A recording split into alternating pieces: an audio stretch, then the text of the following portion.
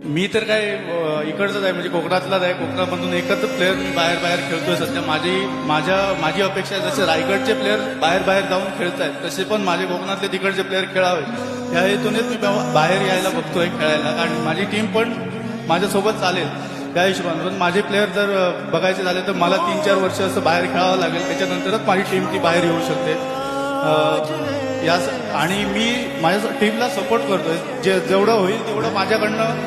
माझ्या टीमला जेवढे स्पॉन्सर पाहिजे तेवढे पण मी करतो, पण माझी टीम यायला बघत नाहीये. ते माझी एक रिक्वेस्ट आहे की माझ्या टीम, कोकणातली टीम जर असेल तर त्यांनी प्लीज बाहेर येऊन खेळावं आणि आपला गेम दाखवून. अशी एक कोकणातली टीम, जशी रायगडची टीम आहे तसं पण आमच्या कोकणातली टीम यावी. शिवाय 14 वेळा मारलेत 5 बॉल 5 षटकार. आणि असं माझं अजून टार्गेट नाही की मी कोणाला पण 6 बॉल 6 मारेन. जेव्हा मॅचचा माझा विजय असेल, म्हणजे चेसिंग मध्ये असेल आणि मला 36 रन पाहिजे असेल तर मी 36 6 6 मारेन.